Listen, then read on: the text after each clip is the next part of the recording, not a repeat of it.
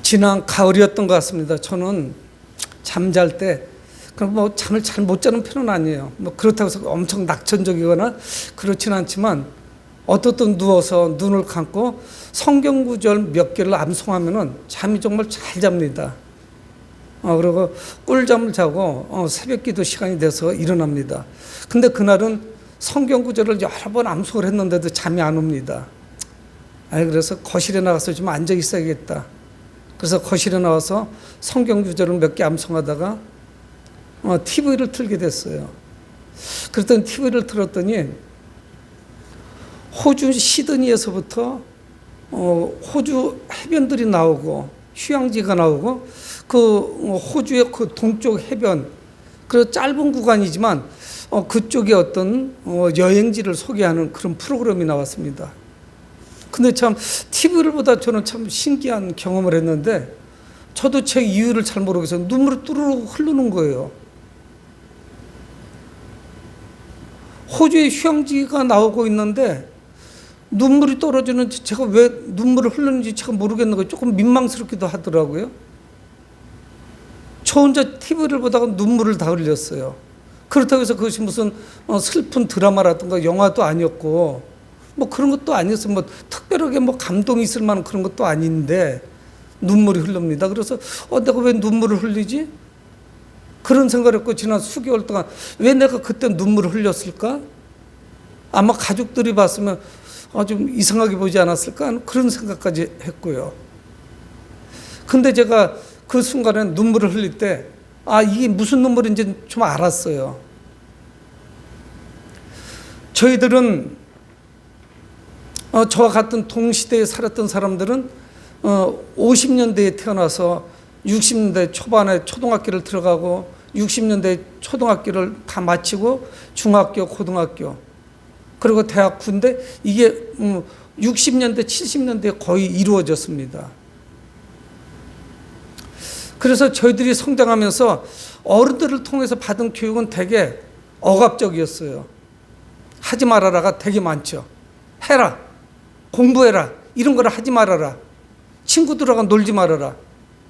대부분이 저의 의견을 존중해 주거나 제 의사를 물어보는 이런 교육을 저희들은 받지 못했습니다. 그리고 저희들 성장기에는 특별한 꿈이 없었어요. 그래서 친구들도 가난 때문에 공부를 잘했지만 상급학교 진학을 포기한 이런 친구들도 있었고요. 매우 어려웠어요. 그러니까 자연스럽게 자신의 꿈을 접을 수밖에 없었습니다. 자기가 하고 싶은 걸 다 할 수가 없어요. 왜 그러면 가족들이 뒷받침을 해줄 수가 없어요. 부모님이 못 해줍니다. 대다수가 그런 어려운 과정들을 거쳐서 여기까지 온 거예요. 그런데 그 TV를 보다가 정말 그 사람들을 통해서 느낄 수 있는 게 뭐였냐면 그곳은 당연히 지하자원도 풍부한 또 천혜 관광지 수많은 것들을 가지고 있습니다. 태어나고 났더니 호주에 태어난 거예요. 근데 사람들이 근심 걱정이 하나도 없어요. 속은 알 수가 없지만 여유가 있습니다. 자유를 만끽하는 거예요. 그래서 우리나라와 같이 막 어느 관광지에 막 사람들 복닥복닥 모이는 이런 것이 아니라 여유가 있어요. 그 넓은 바다에 사람 몇 명 없어요. 여러분, 우리 남한의 77배예요, 호주가. 77배. 근데 인구는 절반입니다. 그러면 적어도 우리의 한 150배 정도 여유가 있는 거예요. 그들 중에 어떤 사람은 그렇게 이야기한다고 그래요. 호주에 사는 한국인들 이야기를 들어보니까 호주 사람도 왜 돈을 버는 줄 아냐. 우리는 먹고 살기 위해 벌어요. 아침부터 저녁까지 길을 쓰고서 먹고 살려고 돈을 법니다. 근데 그들은 돈을 버는 이유가 뭐냐? 놀기 위해서 번대요.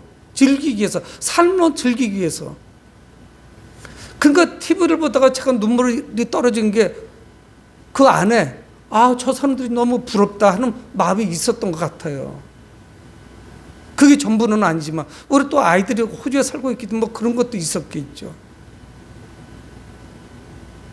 정말 우리같이 그냥 생존 경쟁이 치열한 곳에서 아침 일찍부터 늦은 시간까지 이렇게 사는 삶하고 그래도 여유 있게 사회복지제도가 잘 돼 있어 또 돈을 지금 조금 못 벌어도 나이 먹으면 살아갈 수 있는 환경이 비슷한 이런 것을 아마 잠재적으로 가지고 있었던 것 같아요. 정확한 정답은 제가 못 찾아서 그렇게 뭐 또 심각한 것도 아니고 그저 눈물을 흘렸고 저를 다시 한번 성찰할 수 있는 그런 기회가 됐습니다. 우리는 어디를 향해서 지금 달려가고 있는지. 나는 목사인데 나는 지금 뭔가 후회만 나는 누군가 나는 누구야. 아마 이런 것이 짧은 시간이었지만 그 팁을 보다 딱 스친 것 같아요. 여러분, 그들은 치열한 경쟁은 없습니다. 우리가 빨리빨리 문화가 된 이유가 있잖아요. 빨리 안 하면 지니까.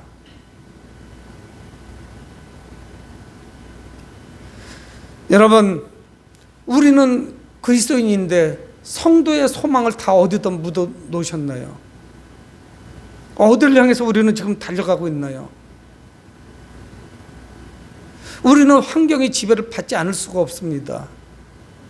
사람들이 영향을 받죠. 오늘 성경에 나오는 사도 바울은 자신의 주변 사람들에 큰 영향을 미쳤던 이런 사람이 있었어요. 여러분, 우리 주변에 좋은 사람이 있다는 거, 특별히 우리 그리스도인들이 믿음에 좋은 친구가 있다는 것이 이것이 얼마나 큰 유익이 되는 줄 아십니까?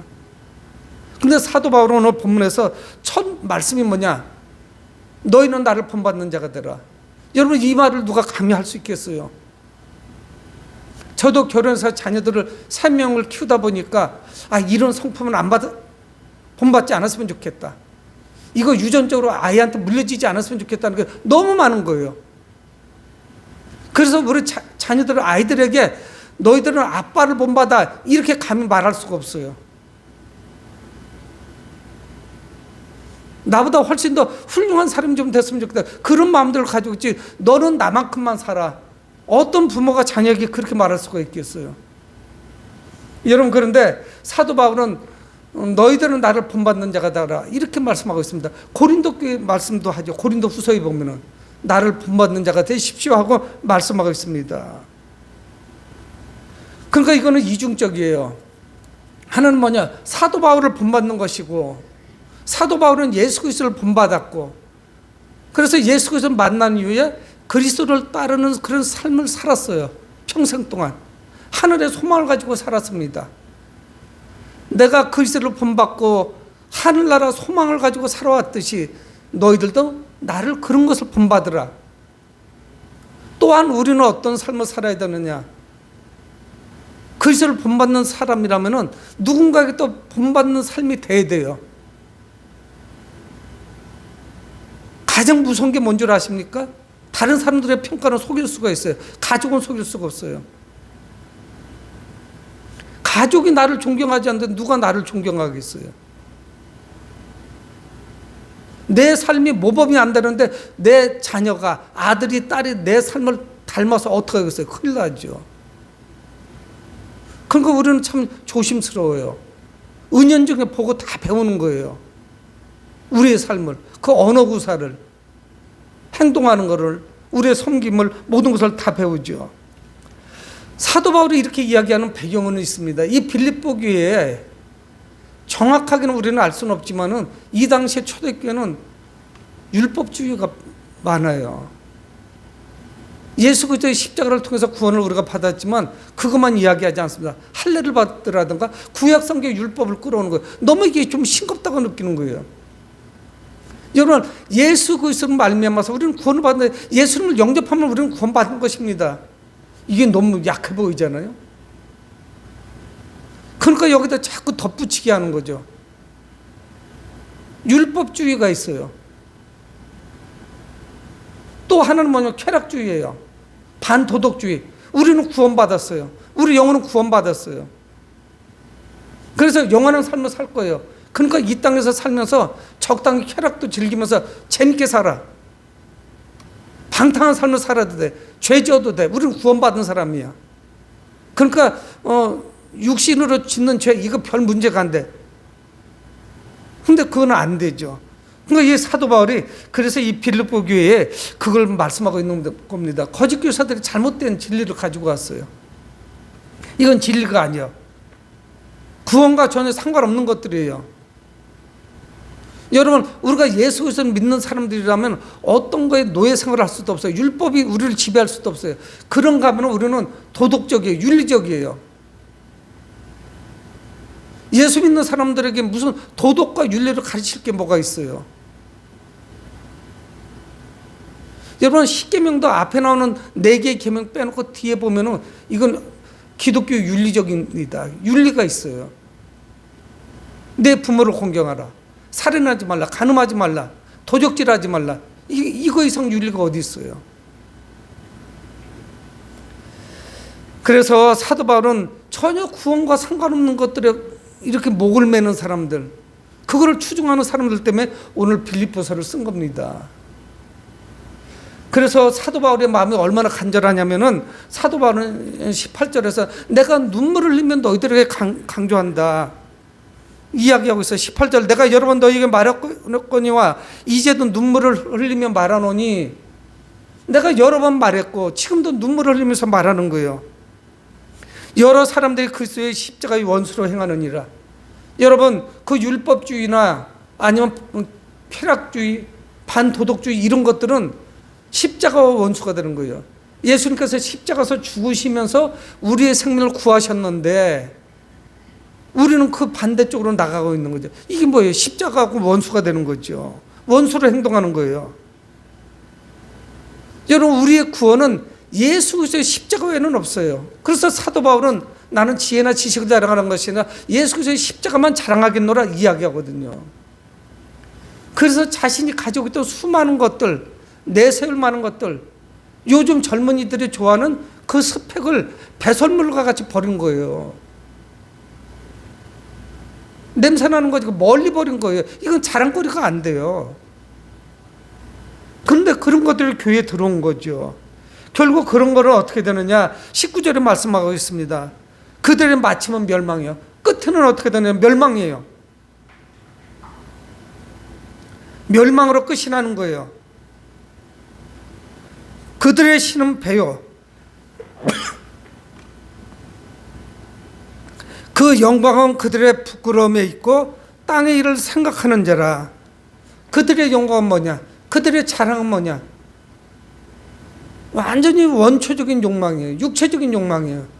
배라는 거예요. 배가, 그것이 자랑거리예요. 그것이 영광이에요. 여러분, 이러면 이걸 그리스도인이라고 말할 수 있겠어요? 그저 먹고 사는 것만을 위해서 살아가는 거예요. 얼마나 좋은 거를 먹을까? 얼마나 맛있는 거를 먹을까? 오늘 기사를 살짝 봤더니 그런 게 떴어요. 여러분, 아주 명품들이 있습니다. 우리는 감히 접근할 수도 없어요. 수백만 원, 수천만 원. 시계도 10억 넘는 시계들이 있어요. 수백억에 팔리는 시계가 있어요. 시계 한 개에. 그건 뭘까요? 희소속이 있다는 거예요. 귀합니다. 귀하다 보니까 비싸요. 그러다 보니까 요즘 뭐가 많이 나오면 가품이 나오는 거예요. 짝퉁이라고 그러죠. 이미테이션. 여러분, 근데 그런 기사 내용에 그걸 살짝 봤더니 그런 게 떴어요.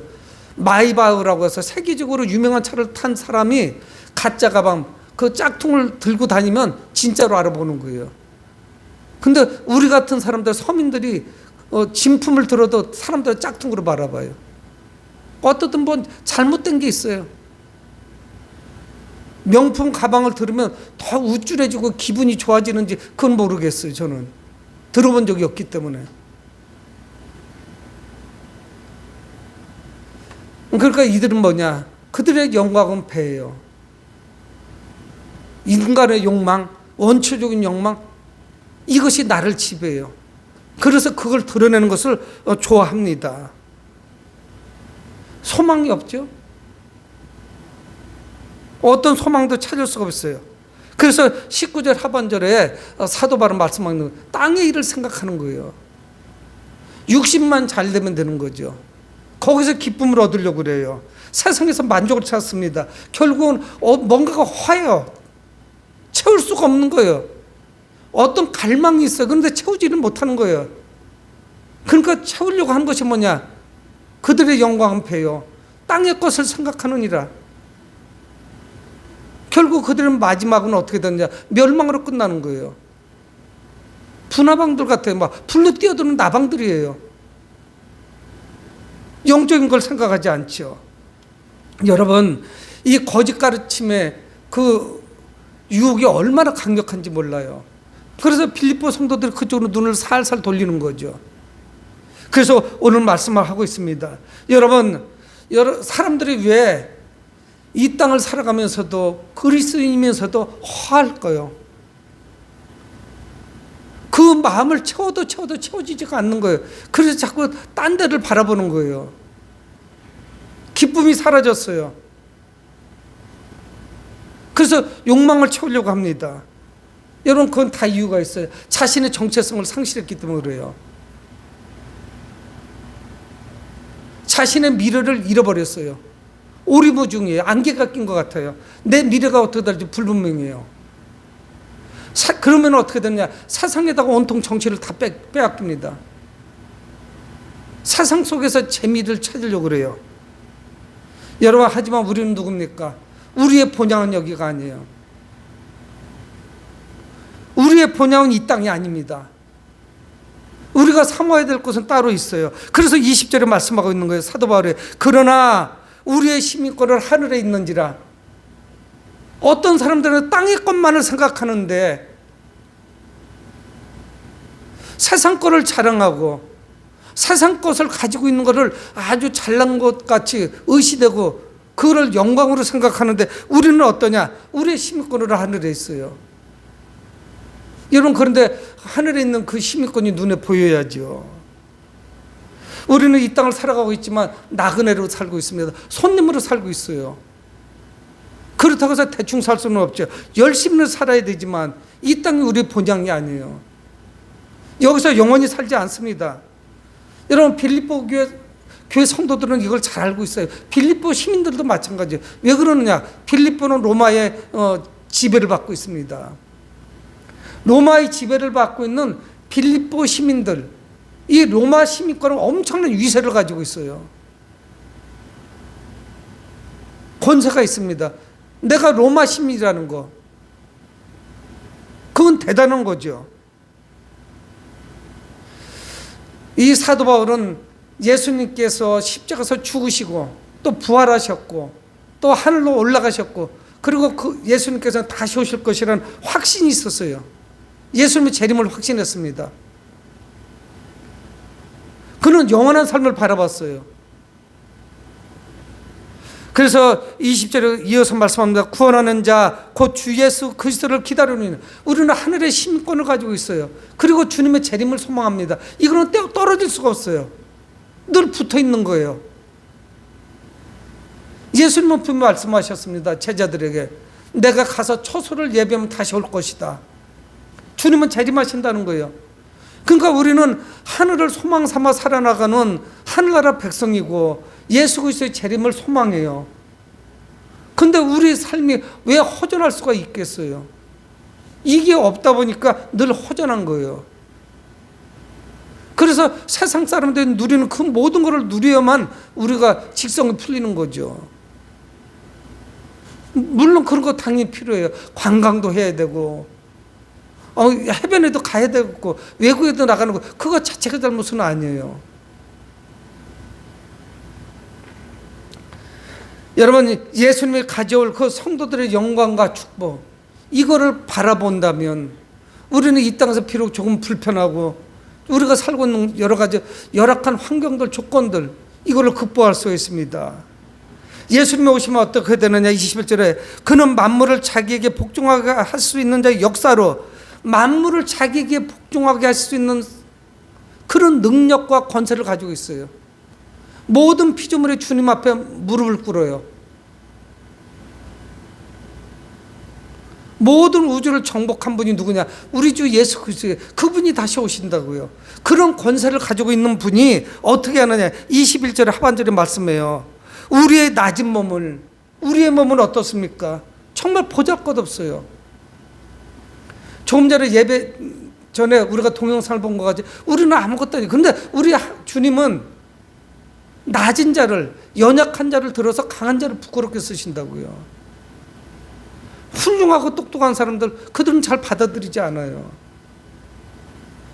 우리같이 부족한 사람들이 할 수 있는 가장 장점이 지금 성경은 말씀하고 있는 거예요. 우리같이 연약한 자들, 우리의 낮은 몸을 자기 영광의 몸의 형체와 같이 변하게 하시리라. 사도 바울은 길게 말씀하셨어요. 영광스러운 몸으로 부활할 것을 말씀하는 거예요. 그런데 누가? 주님이 재림하실 때 그 모든 만물을 지배하시는 분이, 복종하게 하시는 분이 자신이 부활하셨듯이 우리를 부활시키신다는 거예요. 우리 육신은 썩습니다. 저는 종종 생각하거든요. 그런 생각 여러분들은 안 하실 거예요. 낙관적인 생각이라. 우리가 살다가 저도 부인할 수가 없는 거예요. 우리는 언젠가 이 땅을 떠나가게 돼요. 그리고 화장장으로 가게 될 것이고 한 줌의 재가 될 거예요. 아니, 나 절대로 난 그거 싫어. 아니야, 할 수 없어요. 땅에 매장을 해도 흙으로 돌아가요. 그거를 부인한다고 여러분 됩니까? 우리 자녀들이 장례식 부모를 치를 건데? 여러분, 우리 몸이라고 하는 것은 잠깐 이곳에서 잊고 있는 거예요. 한시적이에요. 아무리 명품으로 두르고 마이바흐를 타고 7억짜리 10억짜리 승용차를 타도 다 흙으로 돌아가요.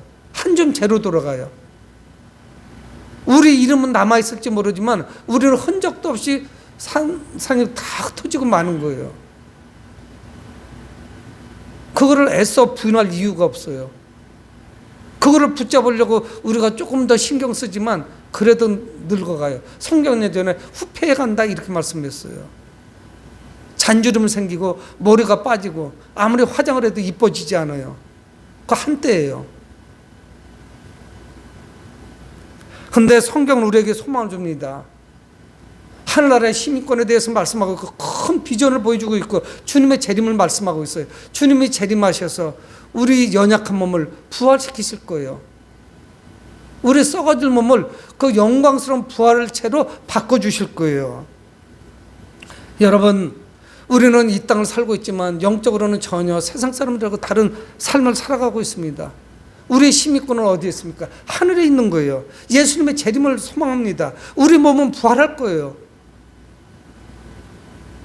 이것을 떠나는 순간에 우리는 TV를 보면서 눈물을 흘린다니까요. 아이고, 부러워서. 그런 여유로운 생활에 나는 뭐지? 해외여행 한 번도 나는 못 가봤는데 이런 생각할 수 있어요.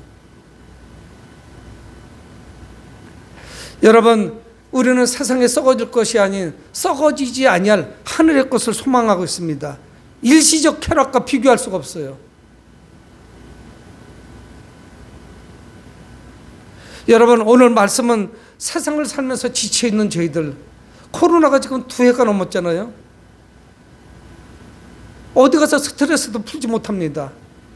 너무 힘이 드는 거예요. 식사 한번 제대로 하지 못하는 거예요. 사람들 만나는 것 자체가 민폐예요. 마스크 끼고 1m 이상만 떨어지면 괜찮대요. 가까이 가는 거는 피하는 게 좋죠. 어디 갈 수 있는 곳이 없어요. 영화관을 가기도 찜찜하고 무슨 공연을 가기도 찜찜하고 식당이나 커피숍에서 사람들이 마스크를 벗고 밥을 먹어서 크게 떠들면 불쾌해요. 조금 목소리도 줄이고 좀 속삭이듯이 이야기할 수 없나? 이런 구조가 돼버렸어요. 지금 이 시대를 살고 있는 이 지구촌에 있는 70억이나 되는 사람들 전부 쉽지 않은 그런 시기를 살아가고 있습니다. 근데 오늘 말씀은 우리에게 큰 용기를 주는 거예요. 우리는 하늘나라의 시민이요. 주님의 재림을 소망하고 있고, 그리고 또 우리는 부활의 몸으로 다시 살 것을 소망하고 있는 거예요. 이것이 함께 있는 것 아니겠어요? 이 빌립보 교회 성도들뿐만이 아니라 이 시대를 살아가고 있는 저희들에게 확실한 약속의 말씀을 주고 있습니다. 하나님은 말씀하고 있는 거예요. 확실한 약속을 주고 있는 거예요. 그래서 오늘 4장 1절은 말씀합니다. 4장 1절 하반절에 이와 같이 주 안에 서라. 우리가 누구냐? 하늘의 시민권을 가지고 있는 사람이에요. 그러니까 주님 앞에 바로 서라는 거예요. 이 바로 선다는 의미는 무슨 의미인 줄 아십니까? 군인이 자기 자리에서 서서 보초를 서는 그런 자세예요. 견고하게 서 있는 거예요. 군대를 갔더니 논산훈련소에서 제식훈련 며칠 안 돼서 시작하거든요. 근데 양철판 자른 거더라고요. 16절지예요. 이런 거를 몇 장 줘요. 그래서 부동자세를 시킵니다. 부동자세가 어때요? 요 자세죠. 앞발을 약간 벌리고 앞쪽 발가락은 좀 벌리고 뒤꿈치를 붙여요. 그리고 턱을 당기고 정면을 주시하고 부동자세. 계란을 손 안에 양손에 들은 것 같이 깨지지 않도록 그 정도로 손을 자연스럽게 하고 앞을 쳐다봐요. 근데 어디다 끼느냐? 양철판 3장을 사타구니 사이다 허벅지 사이다 껴요. 그리고 팔 양쪽에다 껴요. 떨어뜨리면 불호령이 떨어지죠. 안 움직이는 거예요. 그러니까 버려와서 쏴도 움직일 수 없어요. 그러면 뭔가가 떨어지니까 꼼지락되면. 그걸 훈련이라고 받았어요. 그런 자세를 위해 바로 서라. 주님 앞에 바로 서라는 거예요. 흔들림이 없다는 이야기예요. 세상에 얼마나 많은 파도가 그 여파가 우리에게 다가오는지 모릅니다. 많은 사람들이 흔들려요. 힘들어하고 있어요. 실제가 또 힘들고요. 근데 오늘 사도 바울은 우리에게 권면하고 있습니다. 위에서 말씀하신 것 같이 그 말씀을 붙잡고 주님 앞에 바로 서라는 거예요. 좌로 흔들리고 우로 흔들리고 이리저리 흔들리지 말라는 거예요. 재림신앙으로 우리 무장하라는 거예요. 하늘나라 시민으로서 무장하고 있으라는 거예요. 부활할 것을 소망하면서 살아가라는 거예요. 그래서 그는 4장 1절 앞부분에 그러므로 나의 사랑하고 사모하는 형제들 나의 기쁨이 면류관이 사랑하는 자들아. 사도 바울은 빌립보 성도들을 사랑합니다. 그들은 누구냐? 사도 바울은 죽어서 하늘나라 갔을 때 상급이 있을 것을 소망하고 있어요. 하지만 이 땅에서 소망이 뭐냐? 자기가 복음을 전해서 예수를 믿는 사람들이 자기의 상이에요. 그것이 이 땅에서 맺은 열매예요. 성도들 한 사람 한 사람 바울을 통해서 복음을 받아들인 그런 자들이에요. 그러니까 그들이 얼마나 사랑스럽겠어요. 그들에게 권면하는 말씀이에요. 그러므로 이와 같이 주 안에 서라. 굳건히 서라는 거예요. 흔들리지 말고 서라는 거예요. 여러분, 사람은 태어나면 그 나라의 국적을 받게 됩니다. 국적을 당연히 받을 수밖에 없죠. 저희 큰 손녀하고 둘째 손녀는 이중국적으로 되어 있어요.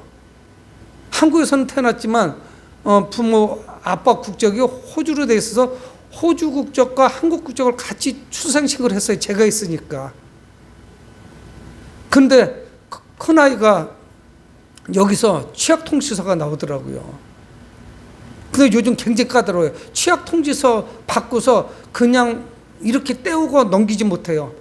가가지고 왜 얘가 학교에 못 오는지, 어떤 학교를 두 군데를 못 다니니까. 그래서 여러 가지 서류와 호주에서 지금 학교를 다니고 있다는 근거를 갖다 제출을 해줘야 6년간 연장을 해줘요.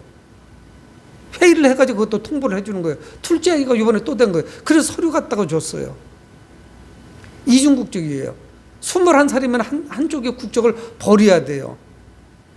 우리는 이중국적이나 다중국적을 인정해 주지 않습니다. 근데 외국에는 5개 나라 국적도 가지고 있는 사람도 있어요. 우리는 병역 때문에 그러는 것 같아요. 뭐 안 봐도 훤히 알죠.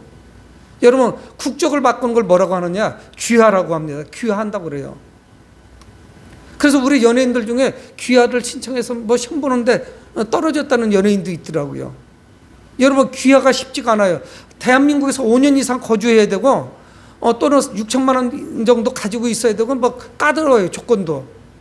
근데 그거는 조금 융통성이 있어요. 5년 이상 무조건 있어야 되고 한국어 시험을 봐요. 한국어 시험에서 상당수가 떨어져요. 한국어 시험을 보면은 또 신청 다시 해가지고 뭐를 봐야 되냐? 면접을 봐야 돼요. 그래서 한국의 역사라든가 여러 가지를 거기서 해요. 상당히 많은 사람들이 떨어져요. 자격 조건이 돼도 시험에 떨어지면 한국 국적을 취득하지 못해요. 쉽게 주면요, 얼마나 많은 사람들이 들어오겠어요. 견딜 수가 없죠. 우리나라 사람들이 미국 국적이나 호주 국적이나 선진국 국적을 받기 또 쉽지가 않아요. 여러분, 그래서 귀화하는 거예요. 제3국으로 가는 건 쉬워요. 돈만 조금 가져가서 투자 이민 가면은 금방 국적을 내줘요. 그 나라 백성이 되는 거예요. 우리나라로 귀화를 하면은 신분증이 나오는 거죠. 여러분, 근데 성경 뭐라고 말씀합니까? 이 세상도 그렇게 까다로운데 우리는 하늘나라 시민이라고 말씀하고 있는 거예요. 하나님 나라 시민이래요. 근데 우리는 그런 프라이드를 가지고 자부심을 가지고 이 땅을 살아가지 못하는 거예요. 여러분, 사도 바울은 표대만을 바라보고 나갔습니다. 그 표대가 뭐냐? 하늘나라를 바라본 거예요. 그는 흔들리지 않았어요. 예수 그리스도를 만난 이후에 한 번도 그것 때문에 흔들려 본 적이 없어요. 주님만을 바라봤습니다. 예수님을 닮은 사람이 있었어요. 하늘의 소망을 가지고 살아갔어요. 여러분, 우리가 하늘나라에 대한 그 소망을 놓치는 그 순간에 우리는 갈등하게 돼요. 그리고 침체돼요. 낙심하게 돼요. 재미가 없어요. 나는 왜 이런 사람밖에 안 되나? 위축될 수밖에 없죠. 여러분, 우리는 사도 바울을 닮습니다. 또 우리 자녀들은 우리를 닮아갈 거예요. 우리도 하늘나라의 소망을 가지고 살아가고 있는 그런 성도들이에요. 이거는 분명한 사실이에요. 우리가 비록 이 땅을 살아가고 있지만 하늘나라 시민이라고 성경은 우리에게 말씀하고 있습니다. 여러분, 우리가 지금 다 어려운 시기를 살고 있습니다. 매출도 떨어지고 관계에서도 어렵고 사람 만나기도 어렵고 스트레스는 점점 쌓여가고 우울증 환자는 세계에서 가장 많은 나라가 대한민국이라 하고 있습니다. 이런 어려운 시기를 살고 있지만 우리 안에 하늘나라 시민이라는 그 기쁨, 그 감사가 넘쳐서 우리가 이 어려운 시기를 잘 극복해 나가는 여러분들이 되실 주의 이름으로 축원을 드립니다. 고마우신 아버지 하나님, 주의 은혜를 감사합니다. 저희들